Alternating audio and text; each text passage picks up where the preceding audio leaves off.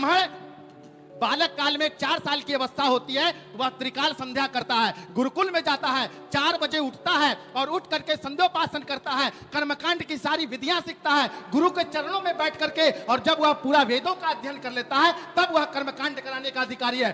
और जिन कथावाचक के लिए आज हम लोग इतना बड़ा मजमा लगा रखे हैं, वो पहला श्लोक सुनाते भागवत का, मैं 5 लाख रुपया इनाम दूंगा। जिनके लिए आप सब बैठे हैं, अरे उसका कोई पात्र तो होना चाहिए, उसके अंदर ज्ञान तो होना चाहिए, जिसके हम लोग डिबेट कर रहे हैं। एक श्लोक नहीं सुना सकते जिसको इन्होंने कथाकार कहा ना, वो कथाकार मैं चैलेंज करता हूं, आइए और भागवत का पहला श्लोक शुद्ध सुना दीजिए। अखिलेश यादव ने 50,000 दिया, मैं कहता हूं 5 लाख रुपया दूंगा। जिसने उन सभी लोगों को बुलाया कथा सुनने के लिए, पहले उसको तय करना चाहिए कि इनको ज्ञान है या नहीं है। ये गलती उनकी है।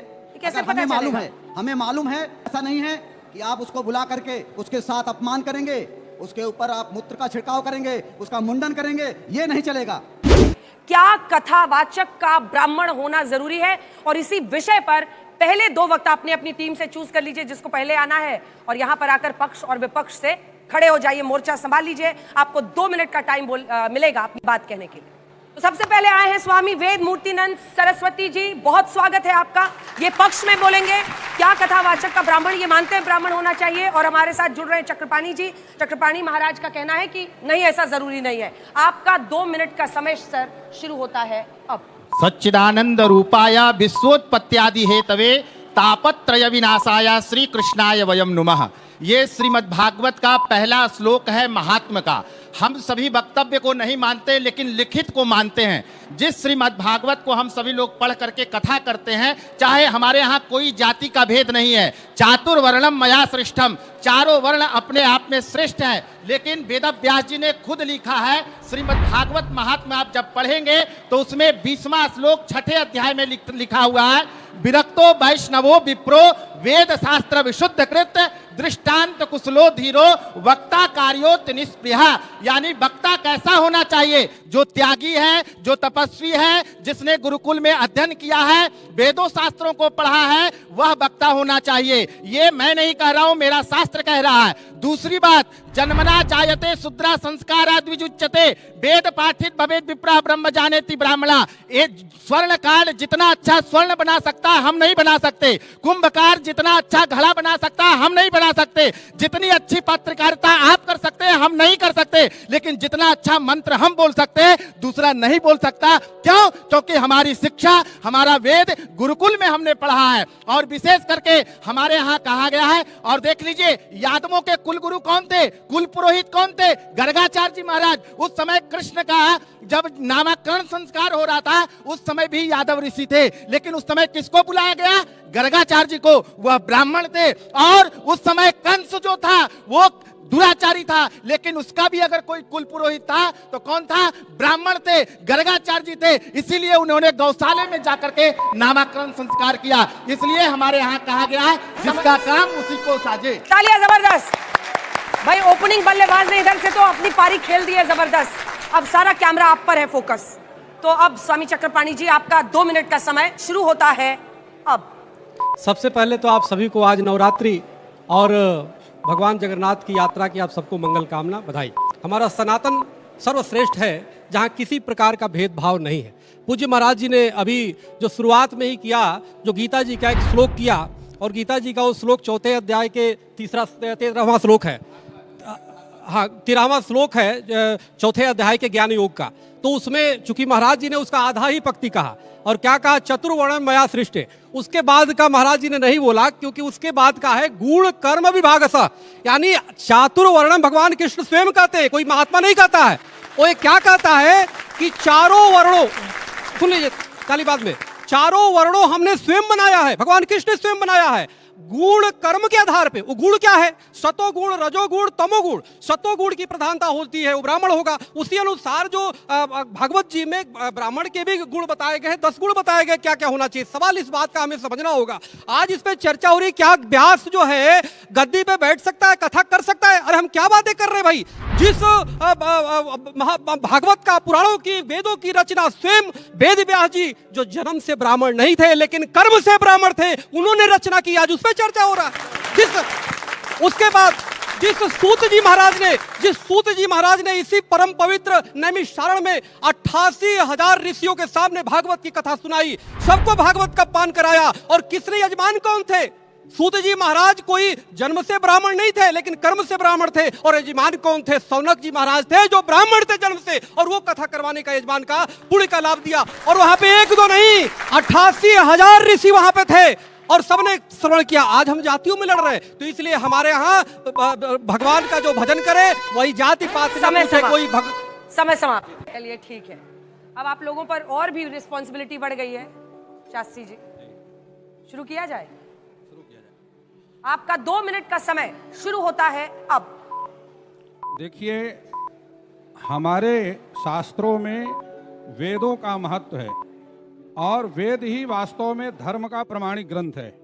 वेद का मंत्र है ब्राह्मणोस्य मुखमासीत बाहुराजन्याकृतः ऊरू तदस्य यद वैश्यः पदभ्याम शूद्रो अजायत, जिसका अर्थ है भगवान स्वयं ब्रह्मा जी को कहते हैं, क्योंकि वेद किसी का बनाया हुआ ग्रंथ नहीं है, स्वयं उद्भूत है।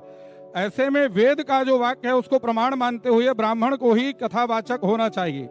अब व्यास गद्दी पर बैठने का अधिकार ब्राह्मण को है। स्वयं सत्यनारायण व्रत कथा में लिखा है कि विप्राय दक्षिणाम दद्यात कथा श्रुत्वम जनई सह, ब्राह्मण को ही दक्षिणा दे और ब्राह्मण सो ही अपने परिवार के साथ मिलकर के कथा श्रवण करे।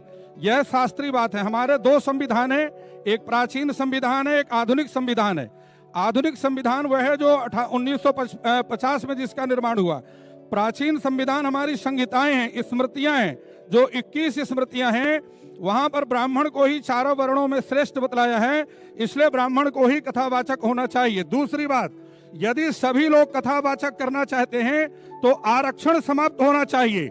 यदि आप आरक्षण समाप्त करते हैं तो फिर कोई भी कथावाचक फिर योग्यता के आधार पर नौकरी मिले, योग्यता के आधार पर कथावाचक बने। अगर ऐसा नहीं है तो ब्राह्मण सृष्टि का जब निर्माण हुआ, परमात्मा ने सभी की जीविका का साधन बनाया, उसमें कथा ब्राह्मण की जीविका का साधन है। इसलिए ब्राह्मण के अतिरिक्त और कथावाचक वो रिजर्वेशन है, ब्राह्मणों का रिजर्वेशन है कथावाचक। पूजा पाठ अनुष्ठान ये ब्राह्मण का रिजर्वेशन है, इसलिए ब्राह्मण के अतिरिक्त कथा करने का किसी को अधिकार न है न होगा।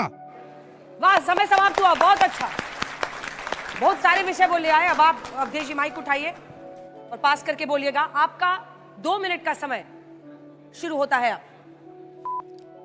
आज देश जो है संविधान से चलता है, मनुस्मृति और सामंतवाद से नहीं चलता है। जिसके पास ज्ञान होगा वही कथा कहेगा और जिसके पास ज्ञान नहीं वो कथा नहीं कहेगा। आज स्कूलों में जितने भी अध्यापक टीचर हैं वो समस्त जातियों के पढ़ाते हैं, समस्त ज्ञान देते हैं। वहाँ भागवत कथा भी पढ़ाई जाती है, वहाँ रामायण भी पढ़ाया जाता है, वहाँ सारे ग्रंथ पढ़ाए जाते हैं। वहाँ पर कोई ब्राह्मण, वहाँ पटेल, वहाँ दलित, वहाँ यादव, वहाँ वर्मा, सभी जाति के लोग हर कॉलेज में, हर स्कूल में पढ़ाते हैं। इसका भेदभाव नहीं होना चाहिए। जो ब्राह्मण है, जिसके पास ब्रह्म ज्ञान है वो ब्राह्मण है। बाकी ब्राह्मणों की बहुत सारी जातियां हैं, यहाँ जितने लोग बैठे हैं सबको पता है कितनी जातियां हैं।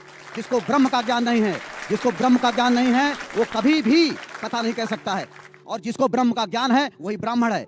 और आज हमारे देश के अंदर अगर हम सभी जातियों को ज्ञान है तो कोई भी दलित हो, कोई भी पिछड़ा हो, कोई भी अल्पसंख्यक का व्यक्ति हो, जो अपने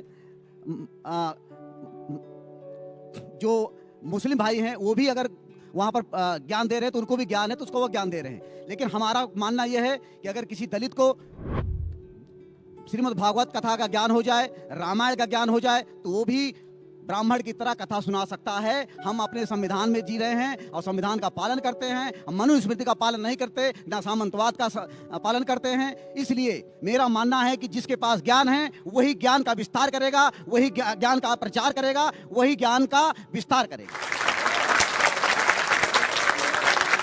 आज जिस कथा में उन यादवों का, उन दलितों का अपमान हुआ है, उन्होंने ये जानकर अपमान किया है कि ये दलित है इसलिए उसका अपमान किया, ये यादव है इसलिए अपमान किया। अगर वही उसकी आईडी में ब्राह्मण होता तो उसका अपमान नहीं होता, ये इतनी बड़ी घटना घटित नहीं होती। ये जो उनके दिमाग में बैठा हुआ है ये समय दलित है। हुआ, ये वाला डिबेट अलग होता है। अब अगर जजेस, चूंकि इनमें से कोई जिससे से आप सवाल पूछना चाहें आप डायरेक्टली पूछ सकते हैं। शास्त्री जी, मैं इतनी बात पूछना चाहूँगा, वैसे तो मैं दोनों पक्ष का हूँ, लेकिन जिसको ज्ञान है और वो अच्छा बोलता है उसको ग्रहण करने में समस्या क्या है? क्या चाहे वो किसी भी जाति का हो, और व्यास गादी की महिमा मैं मानता हूँ, ठीक है, लेकिन सूत जी ने सुनाई है कथा। अगर सूत जी ने कथा सुनाई है तो उस पर बैठने का अधिकार किसी का भी हो सकता है। मैं ये नहीं कह रहा, पहले तो ये डिफाइन होना चाहिए कौन सी कथा, भागवत कथा, राम कथा, भक्तमाल की कथा, सत्यनारायण की कथा, इसको तो डिफाइन करो कि किस ब्राह्मण क्या क्या करेगा। मैं ऐसे व्यक्ति को जानता हूं जो हमारे हिंदू समाज से ही नहीं है और वो राम कथा का इतना सरस वक्ता है, तो उसका क्या करें? उनसे ना सुने। मैं खुद ब्राह्मण हूं, क्या मैं नहीं सुनूं उनकी बात? वो मुझे ज्ञान दे रहे हैं, मैं ये जानना चाहता हूं कि क्या करें फिर, अब उसको डिफाइन कर दो। प्रश्न बहुत अच्छा है आपका। सूत, हमारे सनातन धर्म में 18 पुराण हैं। 18 पुराणों में 10 पुराणों की कथा सूत जी ने सुनाई।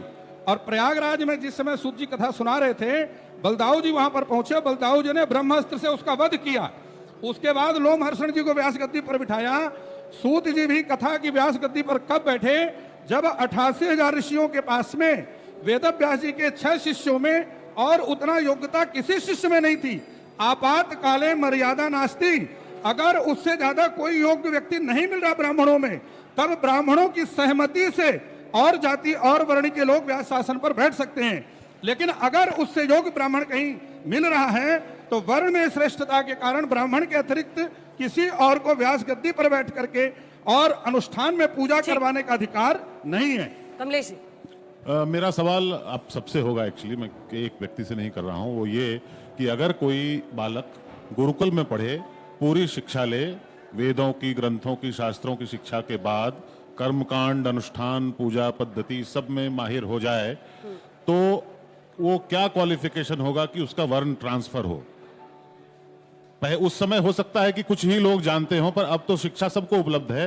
तो अगर किसी की पूरी ट्रेनिंग हो जाए, अनुष्ठानों में भी, पूजा पद्धति में भी, कर्मकांड में भी, तो क्या वह अपने वर्ण को ट्रांसफर कर सकता है? अगर यह मानकर भी चले कि ब्राह्मण ही करते हैं। बोलिए बोलिए बोलिए बोलिए। सुविधा है लेकिन संविधान में नहीं है। हमारे यहाँ कहा गया जन्मना जायते शूद्रः संस्कारा द्विज उच्यते वेद पाठित भवेद विप्रा ब्रह्म जानेति ब्राह्मणा। हम सभी जितने बैठे हैं सभी लोग जन्म से शूद्र हैं, लेकिन जैसे ही यज्ञोपवीत संस्कार होता है हम द्विज कहलाते हैं। वो ब्राह्मण का चाहे कोई भी बालक वेद का पाठ पढ़ लेता है तो वह विप्र कहलाता है, लेकिन जब ब्रह्म का ज्ञान उसके अंदर आ जाता है तब वह ब्राह्मण कहलाता है। और विशेष करके हमारे यादव भाई और ब्राह्मणों का मित्रता आज से नहीं महाराज, द्वापर काल से है। सुदामा और कृष्ण की मित्रता की मिसाल आज भी दी जाती है। आज जो लोग लड़ाना चाहते हैं हम सभी ब्राह्मणों को और यादव को, ब्राह्मण बालक काल में 4 साल की अवस्था होती है, वह त्रिकाल संध्या करता है, गुरुकुल में जाता है, 4 बजे उठता है और उठ करके संध्योपासन करता है, कर्मकांड की सारी विधियां सीखता है, गुरु के चरणों में बैठ करके, और जब वह पूरा वेदों का अध्ययन कर लेता है तब वह कर्मकांड कराने का अधिकारी है। और जिन कथावाचक के लिए आज हम लोग इतना बड़ा मजमा लगा रखे हैं, वो पहला श्लोक सुना दे भागवत का, मैं 5 लाख रुपया इनाम दूंगा। जिनके लिए आप सब बैठे हैं, अरे उसका कोई पात्र तो होना चाहिए, उसके अंदर ज्ञान तो होना चाहिए, जिसके हम लोग डिबेट कर रहे हैं। एक श्लोक नहीं सुना सकते जिसको इन्होंने कथाकार कहा ना, वो कथाकार मैं चैलेंज करता हूं, आइए और भागवत का पहला श्लोक शुद्ध सुना दीजिए। अखिलेश यादव ने 50,000 दिया, मैं कहता हूं 5 लाख रुपया दूंगा। और इस पर एक छोटा सा जवाब, एक सेकंड अवधेश जी एक सेकंड, इसी पर एक छोटा सा सवाल है, हो गया प्लीज एक सेकंड। इसी पर एक छोटा सा सवाल है कि पुलिस तो कह रही है कि उसके पास 2 आधार कार्ड थे और आधार कार्ड पुलिस ने दिखा भी दिया है, जिसमें एक में वो अपना ओरिजिनल नाम लिखता है और दूसरे में वो एक ब्राह्मण नाम का फर्जी आई कार्ड बनाया है। तो ऐसे मतलब पहले पुलिस को तो जांच करने दीजिए, आप लोग उतर गए यादव परिषद की तरफ से क्यों? अंजना जी, दोनों सवाल का जवाब। अंजना जी, जिसने उन सभी लोगों को बुलाया कथा सुनने के लिए, पहले उसको तय करना चाहिए कि इनको ज्ञान है या नहीं है। ये गलती उनकी है। कैसे अगर हमें मालूम है कि इन गुरु के अंदर वो ज्ञान नहीं है, और तो हम उनको नहीं बुलाएंगे। जिनके अंदर ज्ञान है उसी को बुलाएंगे। ऐसा नहीं है कि आप उसको बुला करके उसके साथ अपमान करेंगे, उसके ऊपर आप मूत्र का छिड़काव करेंगे, उसका मुंडन करेंगे, ये नहीं चलेगा। अगर आपको पता है कि ये व्यक्ति मेरी बात से आप भाग रहे हैं, आप मेरी बात से भाग रहे हैं, कतई मत बुलाइए। मैं नहीं चाहती कि रोज का डिबेट बन जाए, लेकिन मेरी बात से आप भाग गए। फर्जीवाड़ा की जांच पुलिस को तो करने दीजिए, पहले तय तो हो। मुझे एक लाइन बोलनी है केवल, एक लाइन बोलना है। देखिए, हमारे सनातन धर्म में चित्र की पूजा नहीं है, चरित्र की पूजा है। जिस ब्राह्मण यजमान ने गुरु जी को बना करके अपना गुरु मान करके अपने घर में कथा कराने के लिए बुलाया, उसने जाकर के उनकी धर्म पत्नी का हाथ पकड़ने का प्रयास किया। क्या चरित्र है? ऐसे व्यक्ति से कहां सनातन धर्म जा रहा है और कैसे गुरुओं पर आप विश्वास करेंगे? इसलिए चरित्र भी उत्तम होना चाहिए। चित्र की पूजा नहीं, चरित्र की पूजा है। ठीक है, उस अगले व्यक्ति दो ने- वक्त आ जाए, उसके बाद मैं उस प्लीज